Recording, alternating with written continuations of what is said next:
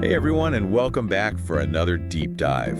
You ever get the feeling like the education we all got, or like growing up, just doesn't really quite cut it for the world we're living in now? Yeah, definitely. Like with climate change and all these global issues, we need something different. Yeah.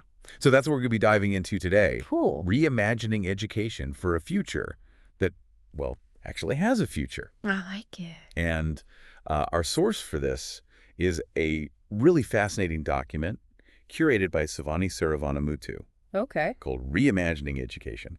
And it really gets you thinking. Yeah. It really makes you think about education in a whole new light. Definitely. Our source dives right into this idea of the Anthropocene. Have you heard of that? Yeah, I've heard of it, but I don't really know exactly what it means. So it's basically that new era where humans are the biggest influence on the planet. Okay. And, not in a good way. Right? It lays out these kind of stark facts that we've crossed 6 planetary boundaries. 6 planetary boundaries, which are basically these safety limits for the Earth, and we're starting to see the consequences. Okay, so 6 planetary boundaries. That sounds pretty serious. Yeah. What does that actually look like in the real world? Yeah, so it's happening all around us. Okay. Imagine the Arctic ice melting away, Right. and you have polar bears struggling to hunt. Oh, yeah. Or picture tigers losing 95% of their habitat Wow. to, make way for farms and development. It's crazy. Even elephants are being forced to migrate further and further Oh, wow. to find resources they need. I never thought about it like that. Yeah. Like, it really brings home how interconnected everything is. It really is. Yeah. And what's even more concerning is the impact on children. Our source highlights this fact that 82.4 million people have been displaced because of climate conflicts. Wow. 82.4 million. Yeah, that's like the entire population of Germany Right. on the move. That's insane. And then on top of that, a billion children, nearly 1 in 6 kids on this planet are severely impacted by climate change, facing poverty, displacement, and their education being disrupted. Yeah. So it's like we're handing them a world on the brink of crisis. It's almost like we're teaching them how to sail a boat when there's a hurricane coming. It's a powerful way to put it. Right. Yeah, and the source really challenges us to think about how our current education systems are failing to prepare students for this reality. Totally. Rote memorization and chasing grades are not going to help when they're facing these massive global challenges. Yeah. It's like we're giving them a toolbox filled with screwdrivers when they need a life raft. Yeah. So what's the alternative? Yeah. What kind of education do we need for this new world? So the source is really advocating for this major shift towards sustainability-focused learning. Oh, yeah. Think critical thinking skills, global collaboration, empowering students to be part of the solution, not just bystanders. Okay. I'm definitely on board with that. Yeah. But where do we even begin? How do we actually make this kind of education a reality? Well, the source points to the UN decade on ecosystem restoration as a great starting point. Okay. It's kind of this global rallying cry to heal the planet. Ecosystem restoration. Yeah. I've heard of that, but honestly, I'm a bit fuzzy on what it actually means. Sure. Can you break it down for us? Yeah, so think of it this way. We need to repair the damage that we've done. Right.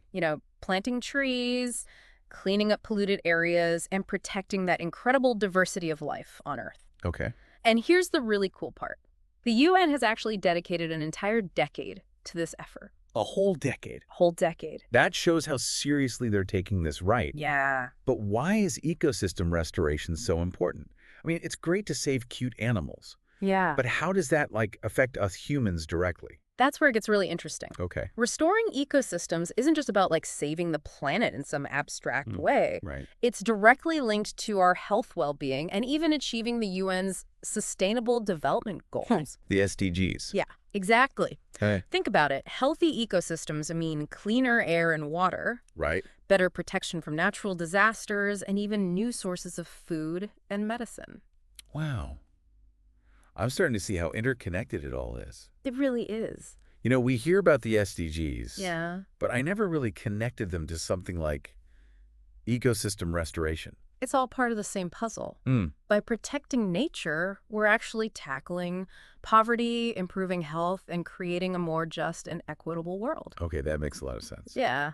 And, we can't talk about solving global challenges without talking about technology. Oh, for sure. Like we have telemedicine, instant access to information. Yeah. Those have got to be part of the solution. Right, absolutely. Technology has incredible potential to connect us, empower us, and help us find solutions. But technology isn't a magic bullet.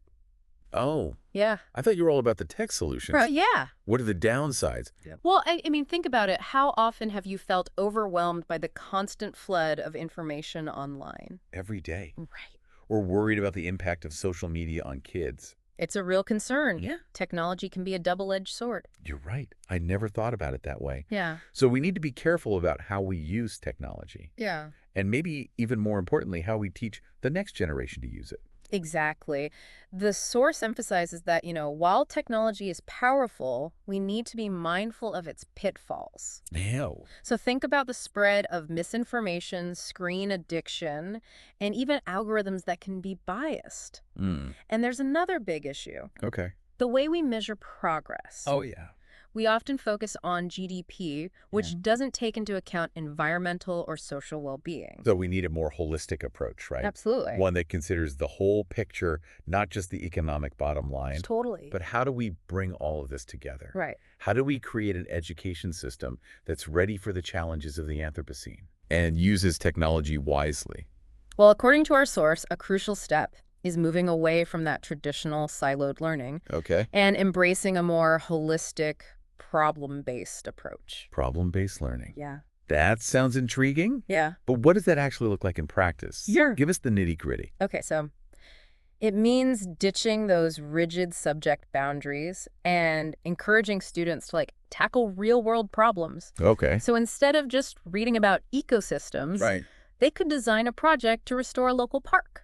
So less about textbooks, more about getting your hands dirty and making a real impact. Exactly. I love that. Yeah. Like turning learning into an adventure. Exactly. It's about connecting what they learn to real-world issues and encouraging them to be active citizens. And here's a key point from the source.